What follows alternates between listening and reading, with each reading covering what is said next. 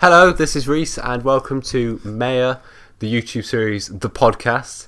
This is episode 4 of the YouTube series, but episode 1 of the podcast. Wait, episode 4? Monday, Wednesday, Friday, Saturday. Oh, okay. Professionalism is our main aim. Yes. Now, we were halfway between a tenth of the way of recording Wednesday's episode, which you hopefully have seen, but the camera cut out on us again, and instead of not recording for 45 minutes and then apologising again, we decided to put the game back to where it stopped recording, and hopefully that should be all fine. Yeah. We say this now because it's weird, because you've already seen Wednesday's episode and we've only done half of it, but you know, that's how, recording video works and all this stuff. Yeah. So, what are we going to talk about today, Rhys? What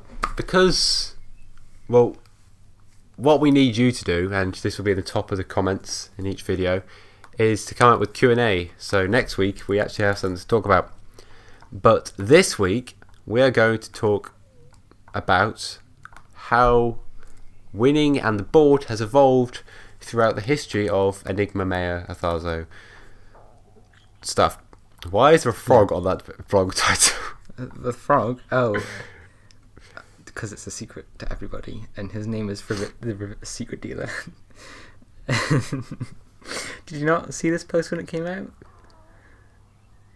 By the way, we're looking at the blog, the Athaaso blog. Yeah, because we're going to expand on the blog posts that I did ages ago about winning and the board. It's 2016, a lot of them. I will just text my mother instead of, answer the phone. You can cut this out, Rhys. We're not cutting this out. This is staying in here, right? This is going to be fine. Anyway. So, is this going to actually be... Yes.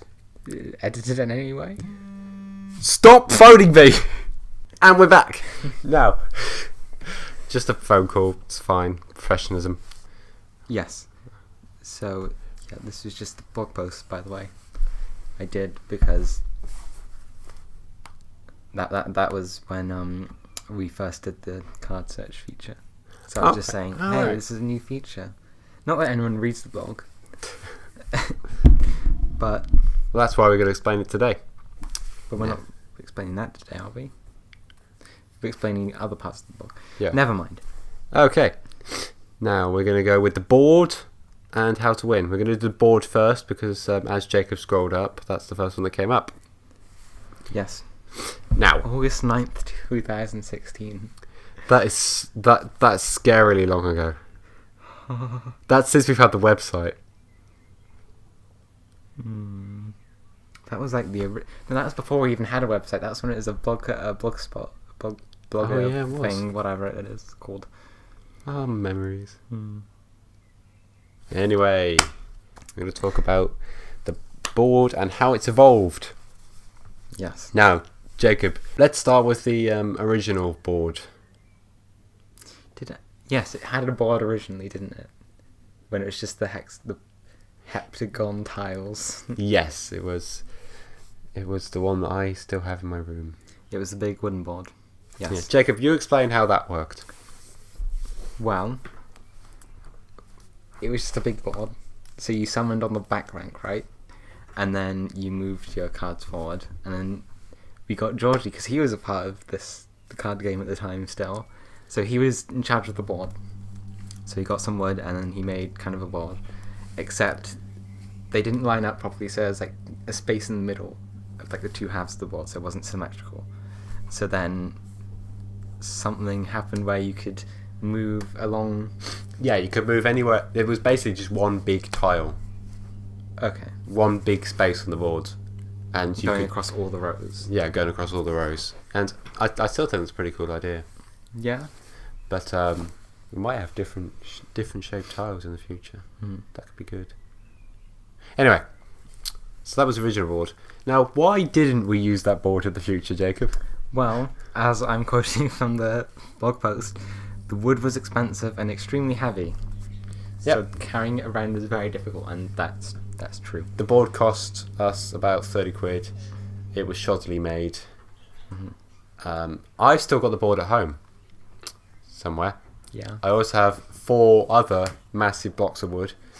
I wasted so much money on wood, and that was it. That was it, really. It didn't really work.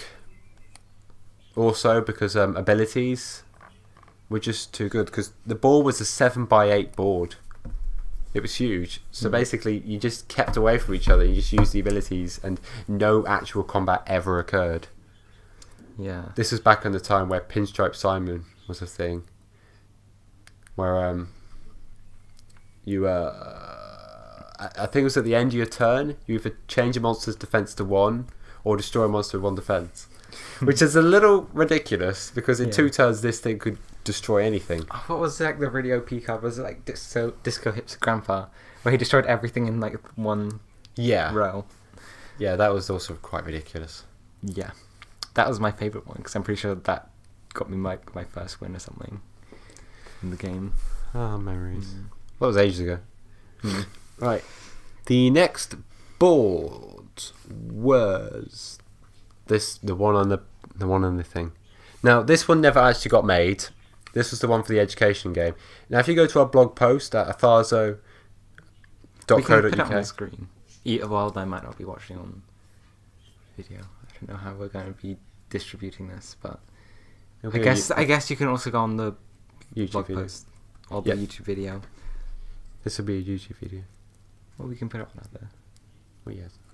podcasting sites. Not that everyone really cares. Anyway, if you go to our website, athaaso.co.uk, and go to the blog post, the board for the Tile Kingdom, you'll find the board for the education game. Now, this board was never made because it's ridiculous. It's massive. The cards were going to have to be extremely small, and the red tiles were where your stuff would go, and I believe the blue tiles were where you could summon stuff for each player. Right, because you had like organ cards and stuff, didn't you? And they were like the things that you had to destroy on your opponent's side.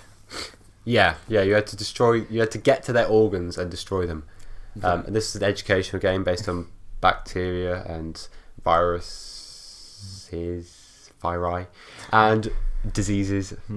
I wasn't part of this. No, this was a dark era for the Athaaso. Jacob. The first dark period. The very first dark period where Jacob left for the very first time.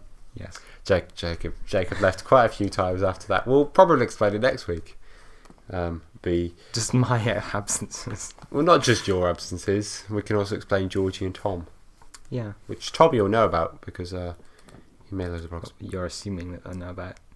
Hopefully you'll know about it. Well, Tom's quite recent. Tom recently left us.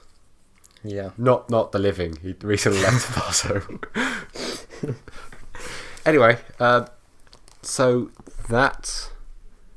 Yeah, the board is huge. I can't remember how many tiles it was, but we can count. We're not counting. I'm sure on screen in the video I'll put it up. Yeah, but it was way too big and it was not really reasonable, and the education game kind of failed because of the board. Now, we always wanted a board with Athaaso, didn't we? That was like the big thing that separated the game. Yeah, it's a card game with a board, as opposed to just a card game where you have one side and another side, and you attack either the hero or winning. We'll talk about in a minute, but yeah. And then we found the card game with the board. Yeah, and I disliked that video. Yes. I believe it's Faria. Faria? Was that? No. Faria was something different. Faria came afterwards. The card game. It also has a board, but it's hexagonal and it starts at nothing and evolves. Yeah. It's actually a pretty good card game. Don't call it Mayor's better, but Faria's not bad. It's pretty good for free to play as well. It's an online card game. We're more like physical, which we feel is better. I think it's better anyway. Yes. Also, I don't know how to decode an actual online game. That too. Now, What was it called? Well, it was a stupid card. It didn't even look Try very and good. look for it. Everything but the board was literally a carbon copy of Hearthstone. Hearthstone board card game. It's basically advertised on a YouTube channel that I was subscribed to, and it has to go backwards. You have to attack backwards, and then there was heroes right at the very edge, which could move around. It was literally Card game board card. I don't know what to it say. was literally Hearthstone with a board, and it wasn't very good. Card game board. I mean, the board was literally just there to Be not Hearthstone. there was literally the one difference between that and Hearthstone. It was not to ruin on your game, but we can't find the game, so it's fine. Was it? It's not that. It was something like magical. No, this is It not. might have been that game. No, I don't think this is it. I'm pretty sure it was also digital. Yeah, it was definitely digital. Yeah. Anyway, why we hate on another card game, because it took an idea that we kind of had and made it worse. Yeah, then the board went to how it is now, I think. Yeah. Was there anything in between that, or was it just wow? Oh no, we did have one way where it was you each had 3 rows, and you can only summon on your back one, and your back 2. I can't remember. This is a very brief history, and nothing really much happened except for that. This is the one my brothers favour the most. But basically, because you had 3 rows each, so 3 rows on your side, 3 rows on your opponent's side, and there's 4 columns. You could summon on your back row. You could move up and down and across, but none of this was actually any tiles. It was just there. This is when we had the point system for winning. Point system. Wow. Yeah, this is definitely after the thing, because that was the first summer where education became a thing. Yeah. Education is spelled with a T-I-O-N, not an S-H-U-N. Anyway, What? never mind. Anyway, so yeah, so there was that board, which wasn't really a board. It was just something you just had to imagine where the board was. Yeah, so you'd summon on your back row, and then you'd move forward, and then when you would attack something in the same column as you, and you could attack with any of your monsters, but you would always attack the monster that was in front for your opponent. What would happen is both players would put loads of high defense monsters on the front of their board, and then nobody would get anywhere, and then they run out of things to summon, and so the game would end at standstill nearly every single time if both players were competent. And then it went to this, The tiles. the tiles. Which is by far the best. Yeah, it is by far the best. And also, didn't it come out of the whole fact that we were trying to figure out a good way to score the game? Yeah, because the tiles heavily influenced how to win, which we'll explain about in a second. But the tiles, classically for us, the tiles have been made out of felt, haven't they? Yeah. Yeah, they've been made out of felt because that's easy to cut and it's not card. If you watch our other gameplay video, which is really out of date, the wrong rules, the wrong monsters, and the wrong card layout, and with a person who's no longer part of the company, you'll see the foam tiles. Even at the time, the cards were out of date. Yeah. That's the only problem when you print out cards properly, so they all look nice. When you're still in development, it's just immediately, outdated. That wasn't our best moment. I still like the cards. Yeah, but I'm pretty sure half the cards we couldn't use because they had been changed. Anyway, so traditionally been felt. If we do another Kickstarter, they'll be made out of the same card the cards are made out of. So the tiles are made out of the same card the cards are made out of, for consistency's sake. But basically, you have 2 different colours. We've never really stuck on 2 specific colours. In the videos you've seen, they're pink and red. In the old gameplay video, they were yellow and blue. So I'm looking here, and it's whatever felt I decided to buy at Hobbycraft. And that's the board recently. Recently the board's got a bit bigger because we need more tiles to win the game. And don't subscribe to Jake Paul. And it's being advertised on our channel. Is it? Oh no. That's on the sidebar. Jake Paul is on the sidebar. And WWE. Why? Okay. Anyway, we're looking at our YouTube page, and we do have a YouTube page. If you're watching, on it. Yeah, if you're watching this, you'll know that. We have your listed videos that will never, and private videos which will never see the light of day again because they're ridiculous. But yes, that's the board really. There's nothing else to talk about. We've always wanted a board just to make it different. It's a cardboard game, but not out of cardboard. And yeah. Right, next it's on to winning. Now, winning's more of a vague story because I can never remember the first way we had to win completely. I know it's basically really weird, but with winning, the idea has always been we don't want to be another one of those card games that has health, right? Has a hero, which is health. Yeah, okay. I'm just reading on the blog what you wrote back in 2016.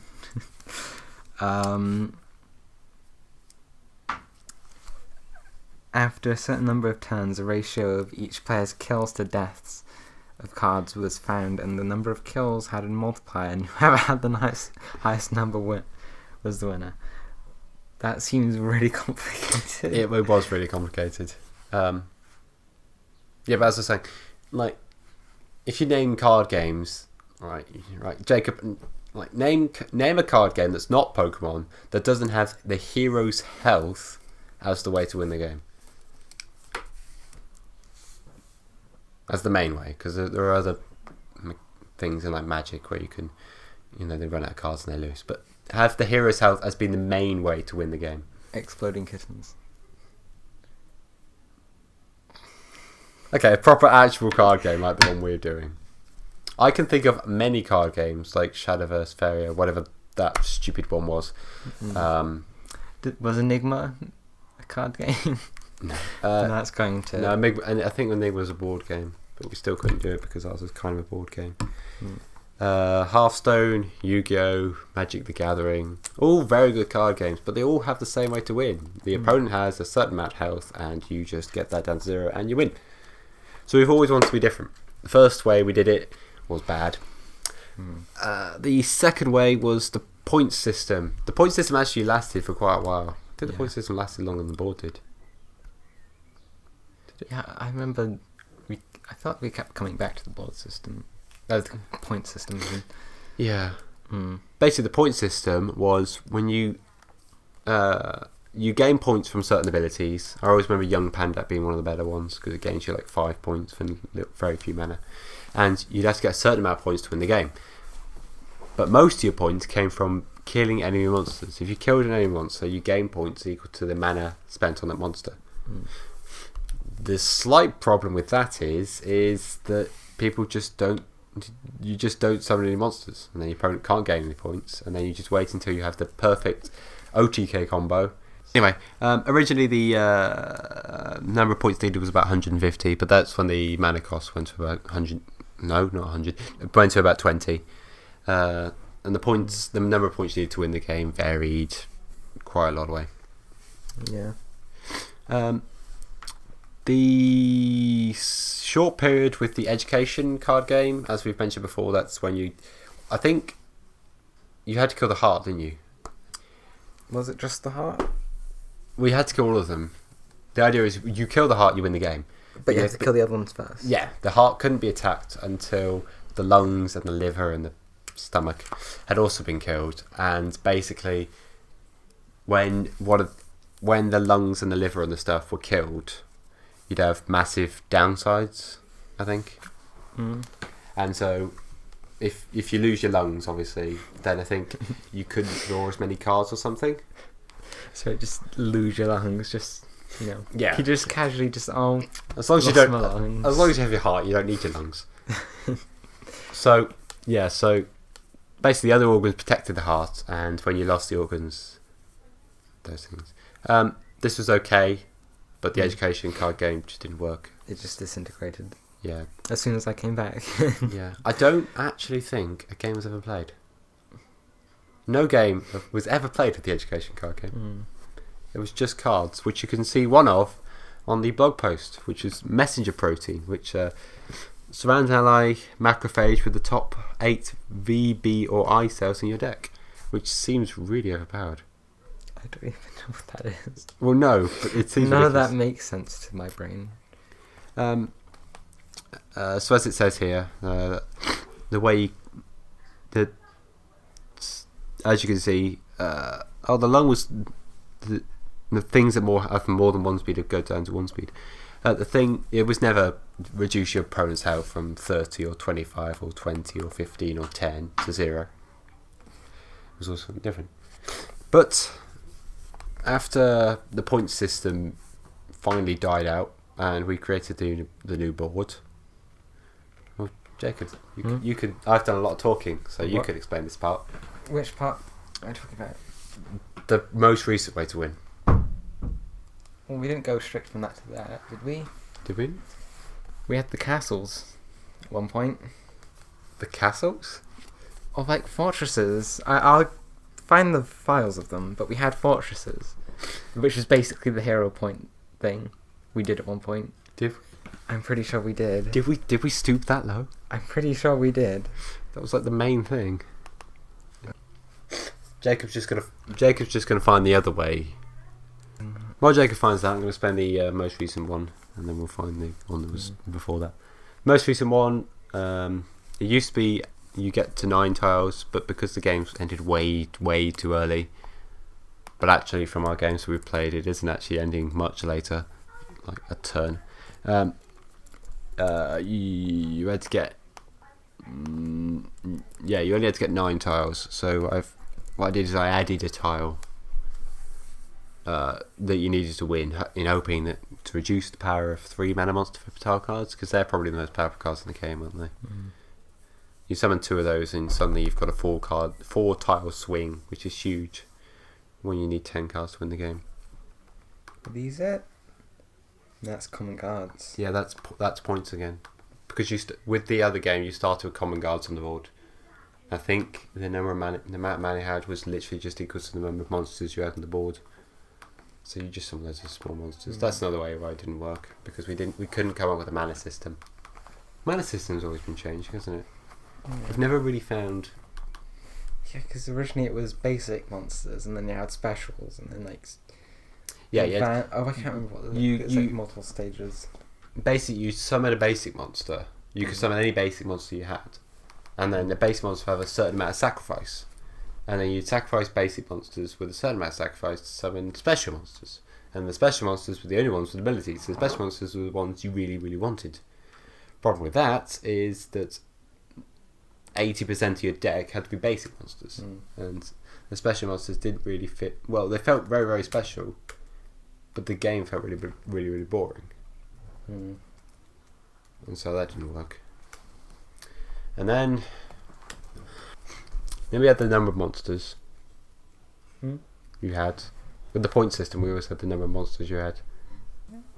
And then the education one, I believe there's a mana system on it, but I don't think it was ever finalised, which shows how far the education game went. Loads of cards were made, and it was decided that mana was made, but that's it.